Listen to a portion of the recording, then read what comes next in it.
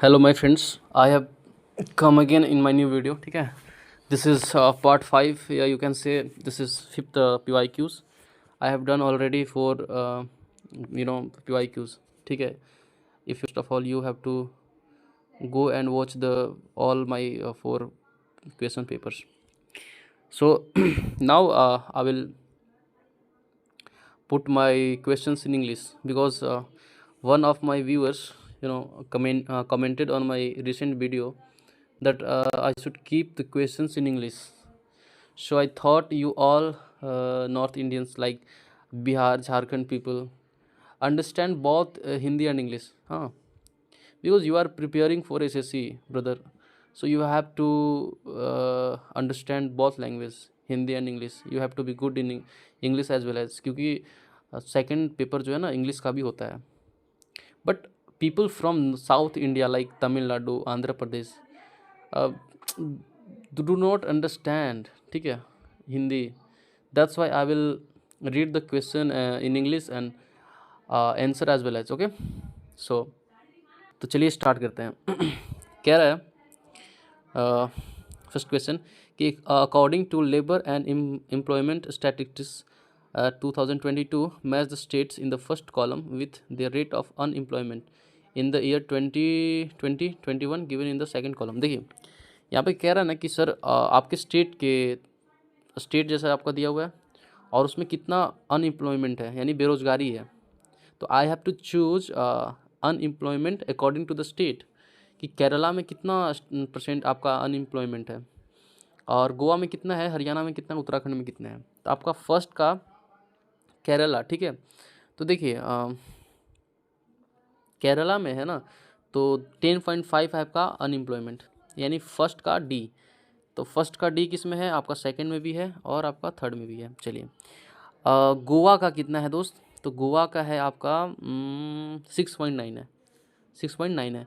यानी कि आपका जो बी का होगा ना सी होगा, तो सेकंड का आपका सी, यानी कि ऑप्शन 3 जो है बिल्कुल सही हो जाएगा आपका. चलिए ऑप्शन सी है आपका सही. आप इसको नेगलेक्ट कर सकते हो because this is the question of current affairs, so आपके लिए इम्पोर्टेंट नहीं है ये. ओके चलिए कह रहा है कि what was the percentage increase in the dispersal of प्रधानमंत्री मुद्रा योजना loans in the first quarter of FY 2023-24 compared to the same quarter in the previous year if the dispersal reached 81,597 crore up from 62,650 crore. देखिए simple language में बताता हूँ कि आपका मतलब 2023-24 का अगर कंपेयर करते हो ना, मतलब ये आपका जो प्रधानमंत्री मुद्रा योजना है लोन्स है, तो पहले था आपका, देखिए यहाँ पे कह रहा है कि if the dispersal reach 81,000 crore from 62,650 यानी कि 62,000 से आपका जो है ना ये 81,000 पे पहुँच गया है. ठीक है, इंक्रीज कर गया है, यानी कितना प्रतिशत इंक्रीज किया है आपका लोन. ठीक है, ये basically this is the question of GK, but आप इसको सोल्व कर सकते हो मैथ के द्वारा. ठीक है, मैथमेटिक्स रूल से आपका 62,081 हो रहा है तो कितना % इंक्रीज हुआ. ठीक है, तो 23% इंक्रीज हुआ. ओके, आप मैथ से सोल्व कर सकते हो इसको, ये तो सिंपल है. चलिए इसके लिए नॉलेज का कोई ये नहीं है. कह रहा है कि in which of the following years was the quit India movement launched. मतलब आपका जो क्विट इंडिया मूवमेंट था ना, मतलब भारत छोड़ो आंदोलन, वो किस वर्ष लॉन्च किया गया. तो 1942 में, सिंपल है. 1935 में क्या आया था, तो एक एक्ट आया था ना 1935 का एक्ट, जो कि अभी इंडिया में इंडिया का जो कॉन्स्टिट्यूशन है ना, इसमें बहुत ज़्यादा उसका क्या है वैल्यू है. 1935 का जो एक्ट आया था. ठीक है, चलिए आगे देखते हैं. और 1919 में क्या हुआ था आपका, 1919 में आपका रॉलेट एक्ट आया था. ठीक है, चलिए आपका जालियांवाला बाग हत्याकांड भी उसी टाइम हुआ था. ठीक है, चलिए आगे देखते हैं. यानी कि 1942. कह रहा है कि in the case of reptiles their heart is not properly divided into 4 chambers like it consist of 2 auricles and incompletely divided ventricle. Which of the following is an example of A reptile having a 4 chambered heart. देखिए कह रहा है ना कि अक्सर जो होता है ना इन केस ऑफ रेप्टाइल्स, मतलब रेप्टाइल्स के केस में उनका जो हार्ट होता है ना वो प्रॉपरली 4 भागों में डिवाइडेड नहीं होता है, 4 चैम्बर में. जैसे ये हार्ट है आपका, ठीक है, ये हार्ट है आपका, तो ऐसे इसका जो है ना आपका 4 चैम्बर में डिवाइड होता है, 1 2 3 4. लेकिन रेप्टाइल्स का 4 चैम्बर में डिवाइड नहीं होता है, ठीक है। रेप्टाइल्स का जो हार्ट है वो 4 चैम्बर में डिवाइड नहीं होता है। वो कैसा डिवाइड होता है दोस्त? तो इसमें 2 ऑरिकल्स होते हैं एंड एक इनकम्प्लीटली वेंट्रिकल होता है, ठीक है। तो लेकिन एक ऐसा आपका रेप्टाइल है जिसका 4 चैम्बर होता है। मतलब ये क्वेश्चन कह रहा है कि दोस्त आपका जो आपका जो ये है ना रेप्टाइल्स यानी सरीसृप, इसको हिंदी में बोलते हैं सरीसृप। तो सरीसृप जो है ना इसके 4 कोष्ठक नहीं होते हैं हार्ट में, लेकिन एक ऐसा रेप्टाइल है जिसका 4 कोष्ठक है। तो कौन सा ऐसा जीव है, कौन सा ऐसा रेप्टाइल है? तो आपका क्रोकोडाइल जो है ना वो बड़ा जीव है। तो इसको आपका ह्यूमन की तरीके मतलब हम लोग जैसा, ठीक है, मानव जैसा इसको 4 चैम्बर चाहिए। Okay, so crocodile is my answer. अगर आप क्वेश्चन को नहीं समझ पा रहे हो तो हिंदी में देख लो आप। कह रहा है कि सरीसृपों के मामलों में उनका हृदय 4 कक्षों में ठीक से विभाजित नहीं होता है, अर्थात इसमें 2 अलिंद होता है, एक अधूरा विभाजित निलय होता है। तो निम्नलिखित में से कौन सा सरीसृप 4 कक्षीय हृदय वाला एक उदाहरण है? यानी कि मैं वही बोला कि सरीसृप में नॉर्मली जो होता है ना 4 कोष्ठक आपका नहीं होता है, लेकिन एक ऐसा सरीसृप है जिसमें 4 कोष्ठक होता है। वो कौन सा है आपका? तो मगरमच्छ है आपका। ओके, चलिए नेक्स्ट क्या कह रहा है, इंग्लिश कर देते हैं ना इसको। कह रहा है कि who among the following founded the Saluva dynasty of Vijayanagar empire. देखिए मैं इसके रिलेटेड सारे विजयनगर को ना यहीं पे ख़त्म कर देता हूँ। देखिए आप मेरे साथ नोट निकाल लीजिए, ठीक है, और आप क्या करिए कि उसको बनाइए, लिखिए, ठीक है। विजयनगर एम्पायर जो है ना आपका इस साइड में था, है ना, यहाँ पे था। ओके, आगे देखते हैं। विजयनगर एम्पायर में मेनली 4, ठीक है, 4 आपका डायनेस्टी जो है रूल किया। पहला डायनेस्टी कौन था? तो संगम, संगम, ठीक है, संगम। इसका संस्थापक कौन था? तो हरियर एंड बुक्का, हरियर एंड बुक्का, ठीक है, हरियर और बुक्का। ओके, ये कब से कब तक चला? तो 1336 से, ठीक है, आपका 1336 से आपका 1485 तक चला आपका।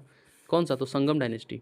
ओके, चलिए अब आता है संगम के बाद सलुआ डायनेस्टी, ठीक है। अब सलुआ पूछा भी है, तो सलुआ डायनेस्टी, सलुआ, इसके इसके जो फाउंडर है ना वो आप कहते हैं सलुआ नरसिम्हा, ठीक है, नरसिम्हा, नरसिम्हा।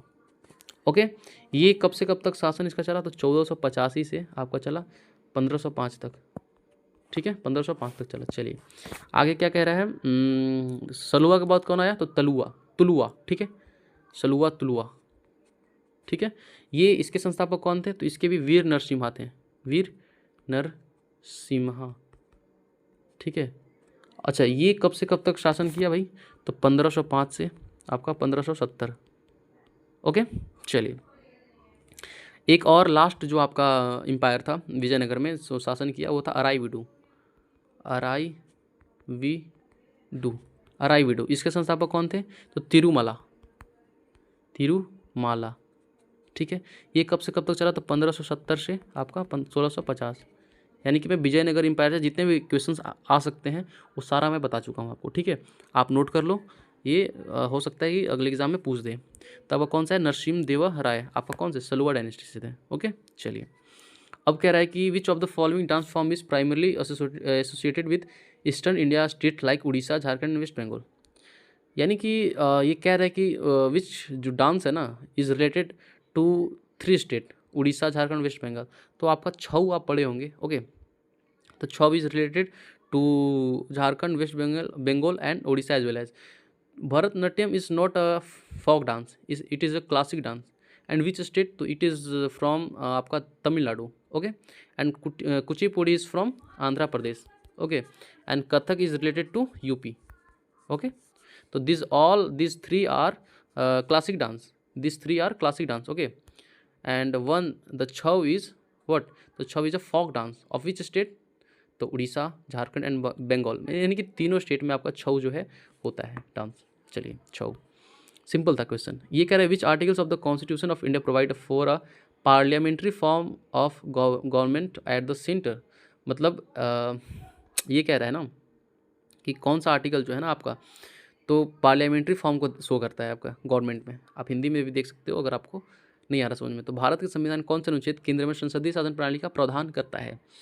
तो कौन सा है आपका? आर्टिकल 74 एंड 75 है, ठीक है। 74 क्या कहता है आपका? 74 आर्टिकल आपका क्या कहता है? ये कहता है कि राष्ट्रपति को ना कोई भी अगर सजेशन देता है तो वो पीएम देता है। राष्ट्रपति अगर कोई भी काम करता है ना तो वो किसके सलाह से करता है, तो पीएम के सलाह से।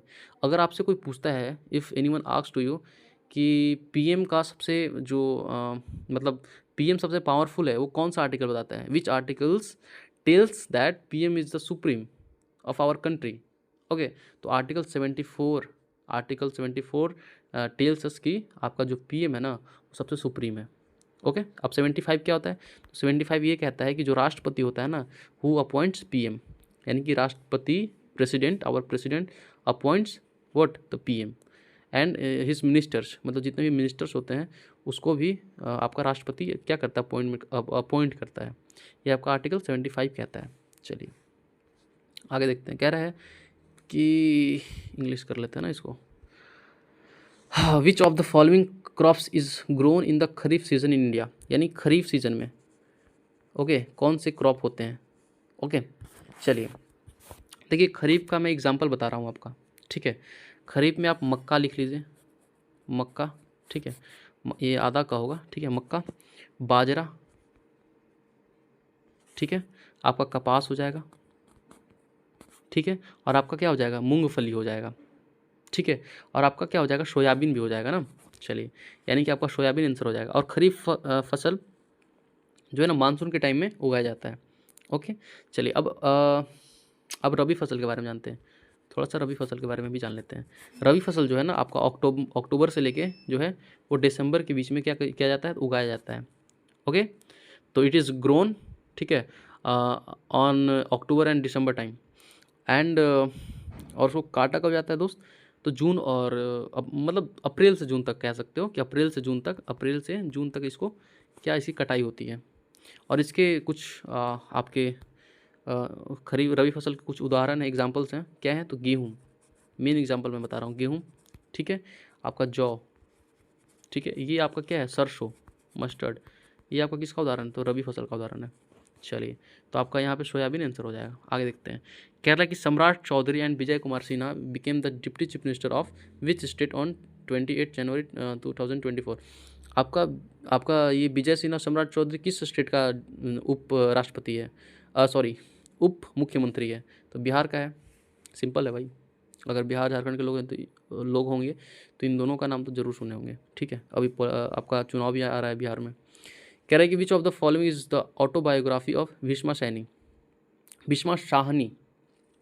ओके, यानी कि भीष्मा शाहनी का ऑटोबायोग्राफी क्या है, आत्मकथा क्या है, तो आज के अतीत, ये जो है चैप्टर, ये आप बिल्कुल पॉइंट आउट करिएगा अपने नोट्स में, ठीक है, इसको लिख लीजिएगा। ये आज के अतीत का बायोग्राफी मतलब किसका है, तो भीष्मा शाहनी का। और ये जो भी तीनों है ना इसका भी लिखिए, और इसके जो भी लेखक हैं उसका नाम आप नोट कर लीजिए, क्योंकि यही एसएससी का पैटर्न रहा है, हमेशा आपके ऑप्शन से क्वेश्चन कर देता है। ओके चलिए, आज का अतीत। आगे कह रहा है कि in which year was the multi dimensional poverty index launched in India. मतलब आपका जो मल्टी डायमेंशनल पॉवर्टी है ना, गरीबी रेखा है, ठीक है, वो इंडिया में कब लॉन्च हुआ, हिंदी में आप देख सकते हैं इसको। कह रहा है कि बहुआयामी गरीबी सूचकांक जो है वो भारत में किस वर्ष लॉन्च किया गया, तो आपका 2021 में लॉन्च किया गया, ठीक है, 2021 में लॉन्च किया गया। ओके चलिए, अब कह रहा है कि Valabhi type of Nagara temples are generally in which shape with a roof that rises into a vaulted chamber. देखिए, पहला चीज़ नागर टेम्पल्स आपका किस तरफ होता है, नागर टेम्पल्स, अरे यार, नागर टेम्पल जो होता है आपका किस साइड होता है, तो नॉर्थ इंडिया में होता है, और आपका द्रविड़ साउथ इंडिया में। तो नागर टेम्पल का एक उदाहरण है आपका कौन, तो वल्लभी टेम्पल। वल्लभी कहाँ पड़ता है आपका, वल्लभी आपका पड़ता है गुजरात में, ठीक है, गुजरात में पड़ता है, ठीक है। तो ये जो आपका टेम्पल है वो किस शेप में है, आपका जो वल्लभी टेम्पल है ना वो किस शेप में, ये कह रहा है। तो ये है आपका रेक्टेंगुलर शेप में। ओके, कौन से शेप में, तो रेक्टेंगुलर शेप में है। चलिए आगे कह रहा है कि who was the chairman of the drafting committee of the constitution assembly of India. मतलब ड्राफ्टिंग कमेटी के अध्यक्ष कौन थे दोस्त, हम तो भीमराव अम्बेडकर। ये तो बहुत सिंपल क्वेश्चन हो गया। अब कह रहा है कि the Durg Bastar Chandrapura iron ore belt lies in which of the following group of state. देखिए, भारत में आपके ना 4 जो हैं मेन आपके बेल्ट हैं, ठीक है, iron belt 4 iron belt. Okay, तो चलिए, तो वो कौन कौन से हैं दोस्त, तो आपका है, पहला है आपका उड़ीसा, ठीक है, उड़ीसा और आपका झारखंड बेल्ट, ठीक है, उड़ीसा झारखंड बेल्ट। दूसरा है आपका दुर्ग बस्तर चंद्रपुरा, दुर्ग बस्तर चंद्रपुरा, ओके। फिर उसके बाद है आपका कर्नाटक में पड़ता है, चलिए 2 आप लिख लीजिए, उसके बाद देखते हैं आपका कर्नाटक में कौन सा पड़ता है, तो बेलारी चित्रदुर्ग, ठीक है, बेलारी चित्रदुर्ग, ओके। ये आपका कर्नाटक में पड़ता है। अब एक होता है महाराष्ट्र गोवा, ठीक है, महाराष्ट्र गोवा, ठीक है, महाराष्ट्र गोवा कहाँ, तो रत्नागिरी जिले में है ना। तो यहाँ पे कह रहा है दोस्त कि द दुर्ग बस्तर चंद्रपुरा, दुर्ग और बस्तर जो है ना आपका iron ore belt lies in which state, तो आपका छत्तीसगढ़ में, ये जो दुर्ग है ना आपका छत्तीसगढ़ और महाराष्ट्र में पाया जाता है, ओके। तो आपका क्या हो जाएगा, छत्तीसगढ़ एंड महाराष्ट्र। चलिए, आपका उड़ीसा झारखंड एक बेल्ट होता है, जो उड़ीसा और झारखंड में होता है, कर्नाटक में भी होता है, ठीक है, मध्य प्रदेश में आपका नहीं होता ना। तो ये आपका हुआ, चलिए आपका छत्तीसगढ़ एंड महाराष्ट्र, ओके। कह रहा है which team won the ultimate kho kho league season 2 event, यानी कि कह रहा है कि कह रहा है कि किस टीम ने, ठीक है, खो खो लीग सीजन 2 का इवेंट जो है वो जीता। तो आपका ये हो जाएगा गुजरात टाइटंस, ठीक है, ये तो आपका करंट अफेयर का क्वेश्चन है, ठीक है। चलिए कह रहा है article supplements the 11th fundamental duties of the Indian constitutions, ठीक है। तो ये क्वेश्चन कह रहा है दोस्त कि 11th फंडामेंटल ड्यूटीज़ है ना आपका, 11th यानी जो फंडामेंटल ड्यूटी 11th 11 है ना, तो आपका जो 11वां फंडामेंटल ड्यूटी है, ठीक है, उसका सप्लीमेंट कौन है, कौन सा आर्टिकल उसका सप्लीमेंट है, उसको कौन पूरक है, सप्लीमेंट्स होता है पूरक, उसका पूरक कौन है, यानी कि उसको पूरा कौन करता है। तो आपका 11th फंडामेंटल ड्यूटी क्या है, तो वो है कि 6 से लेके 14 वर्ष के बच्चों को, ठीक है, निःशुल्क यानी कि फ्री एजुकेशन, ठीक है, फ्री एजुकेशन, ओके। तो ब्रदर ये आपका कौन सा आर्टिकल है जो कि इसको पूरा करता है, तो ये है आपका 21 नहीं है, बेसिकली 21A है, 21A, ओके। तो ये कब हुआ था, तो आपका 86 जब अमेंडमेंट हुआ था ना आपका 2002 में जब आपका 86 अमेंडमेंट हुआ था, तब ये आर्टिकल जोड़ा गया था 21A, कि आपका जो भी 6 से लेकर 14 वर्ष के जो बच्चे हैं ना, उनको फ्री एजुकेशन मिलेगा। लेकिन ये इम्प्लीमेंट कब हुआ था, ये इम्प्लीमेंट आपका 2010 से स्टार्ट हुआ था, ठीक है, 2010 से ये इम्प्लीमेंट हुआ था। चलिए, तो आपका 21 आर्टिकल जो है वो is a supplement of article of 11th fundamental duty, okay. चलिए, कह रहा है कि a person having stun growth and discoloured hair is most probably suffering from which deficiency. देखिए, ये कह रहा है ना कि एक व्यक्ति है, ठीक है, जिसको क्या है कि बौनेपन और बाल, मतलब बाल उसका उड़ गया है, बाल कलरलेस हो गया है, मतलब बाल का कलर चेंज हो गया है। यानी कि बौनेपन सीधा सा बात है, बौनेपन किस कमी के कारण होता है। तो देखिए, अगर आपका शरीर का विकास रुक गया है ना, तो उसका एक ही रीज़न होता है, प्रोटीन की कमी है, ठीक है। अगर आपके शरीर में प्रोटीन की कमी है तो आपके शरीर का जो ग्रोथ है वो रुक जाएगा, ठीक है। चलिए, कह रहा है कि who among the following was the chief guest of India's first Republic day in 1950।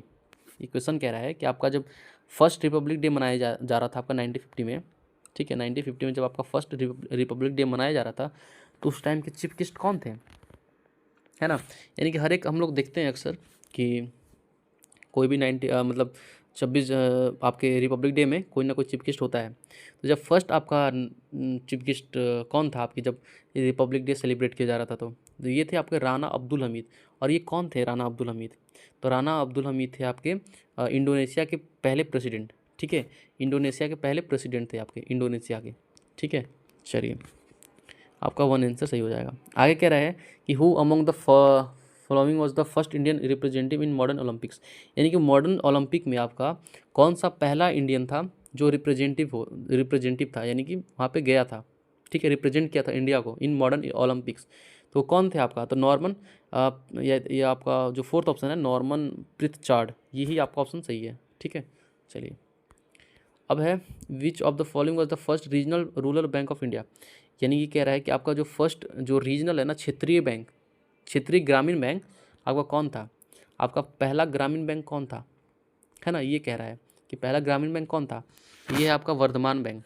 ठीक है, कौन सा बैंक, तो आपका वर्धमान बैंक है जो आपका सबसे पहला बैंक क्या बोलते हैं यार, मतलब रीजनल बैंक है। ठीक है, चलिए आगे देखते हैं। अच्छा ये कब स्टार्ट मतलब स्थापित मतलब ये इसका स्थापना कब हुआ था, ठीक है, तो 1975 में। ठीक है, आपको 1975 में इस बैंक का क्या हुआ था, स्थापना हुआ था, तो ये भी आप नोट में कर लीजिएगा।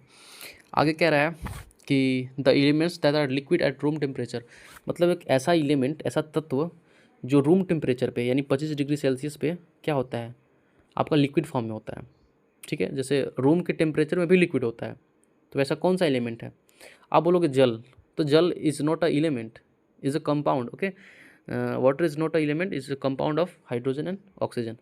तो ये है आपका ब्रोमीन एंड मरकरी। ठीक है, ब्रोमीन एंड मरकरी जो है ना, तो this is in this is this are liquid form in room temperature. Okay, चलिए कह रहा है Maitraka dynasty was founded in which part of India. देखिए मैत्रक डायनेस्टी जो है ना, तो आपके किस पार्ट में पाया गया, आपका गुजरात जो है वो किस पार्ट में है, तो गुजरात आपका वेस्टर्न पार्ट में पाया जाता है। और जो मैत्रक डायनेस्टी है ना, आपका गुजरात का ही एक डायनेस्टी है।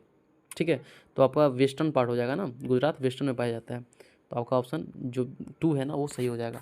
अच्छा ये बताइए कि मैत्रक डायनेस्टी का खोज किसने किया था, ठीक है, तो भाटर का नाम देखो यार। ठीक है, इसने खोज किया था आपका, लेकिन फिर अरब आक्रमण हुआ था तो उसके बाद मैत्रक डायनेस्टी खत्म हो गई थी। ठीक है, इसका एक हिस्ट्री है। चलिए कह रहा है कि Sonu Nigam was awarded the Padma Shri in 2022 for which of the following fields. अब भाई सोनू निगम किस फील्ड से है, मतलब किस क्षेत्र से सोनू निगम, तो स्पोर्ट्स थोड़ी है, स्पोर्ट थोड़ी खेलता है वो, सिविल सर्विस IAS ऑफिसर थोड़ी है, या फिर पब्लिक अफेयर्स में थोड़ी है, वो तो आर्ट में है ना। सिंगिंग क्या है, सिंगिंग इज़ अ आर्ट। ठीक है, singing is an art. Okay, तो Sonu Nigam are which field, तो art field. Okay, is a singer.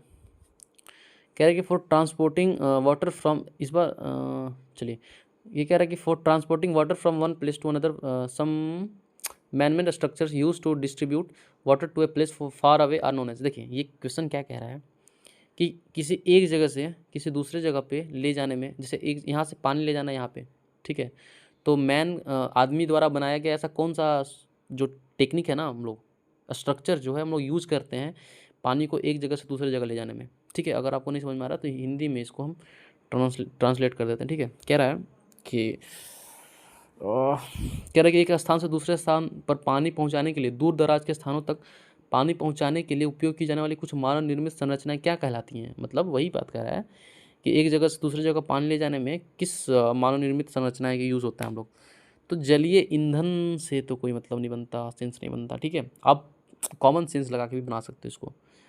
यहाँ पे कह रहा है जल सेतु, ठीक है, एक्वेडक्ट्स, जल सेतु, तो भाई यानी कि सेतु एक ब्रिज बनाया हुआ है जिससे जल क्या हो रहा है, पास हो रहा है, तो ये आपका सही है बिल्कुल। ठीक है, जल सेतु जो है आपका बिल्कुल सही। एक्वाफायर मतलब जल को शुद्ध करना, ठीक है, ये है एक्वाफायर, तो ये तो होगा नहीं, तो आपका जल सेतु है ना, तो इट्स योर आंसर। कह रहा है कि निम्नलिखित में से कौन सा पुरस्कार जो है वो मध्य प्रदेश द्वारा आयोजित नहीं है, यानी कि जो MP की गवर्नमेंट है ना वो आयोजित नहीं करती है आपका ये पुरस्कार। तो देवी अहिल्याबाई पुरस्कार करती है, कबीरा कुमार सम्मान भी करती है मध्य प्रदेश की सरकार, और तुलसीदास सम्मान भी ये आयोजित करती है। लेकिन आपका जो टैगोर रत्न है ना, ये तो क्योंकि ये आपका वेस्ट बंगाल से रिलेटेड है ना, तो ये MP में ये आयोजित नहीं किया जाता टैगोर रत्न। ठीक है, ऑप्शन ए जो है आपका सही हो जाएगा। तो देखिए दोस्त आपका कंप्लीट हो गया है। ठीक है, और मैं एक चीज़ लास्ट चीज़ आपको बताऊंगा कि आप थ्योरी कहीं से भी पढ़ो, ठीक है, आप GK का थ्योरी कहीं से भी पढ़ो। वैसे तो मैं टॉपिक वाइज वीडियो लाऊंगा, लेकिन मैंडेटरी नहीं है कि आप मेरा ही देखो, आप कहीं से अच्छे टीचर से देखो, लेकिन जब बात प्रैक्टिस की आ रही है ना, तो this is the best platform, इससे आपको अच्छा प्लेटफॉर्म नहीं मिलने वाला। ठीक है, आप प्रैक्टिस यहाँ से करिए, ठीक है, आप डेफिनेटली स्कोर करोगे, बहुत बेहतरीन स्कोर करोगे। ठीक है, क्योंकि PYQ से अच्छा कोई भी आपका क्या कहते हैं, मतलब प्रैक्टिस सेट्स नहीं हो सकता। ओके, तो 300 PYQs मैं सॉल्व कराऊंगा। अगर आप इतना कर लेते हो मेरे साथ तो मैं डेफिनेटली कर रहा हूँ कि आपका जो कॉन्फिडेंस है ना बहुत बूस्ट होगा, उसके बाद आप बहुत अच्छा स्कोर करोगे। ठीक है, क्योंकि MTS is depended on GK, GK पे ही डिपेंडेंट होता है आज कल का एग्ज़ाम। तो जीके को जितना स्ट्रांग रखोगे सिलेक्शन का चांस उतना ही ज़्यादा है। ठीक है, तो चलिए वीडियो लंबा हो जाएगा, वीडियो को अंत करते हैं। Thank you, bye bye.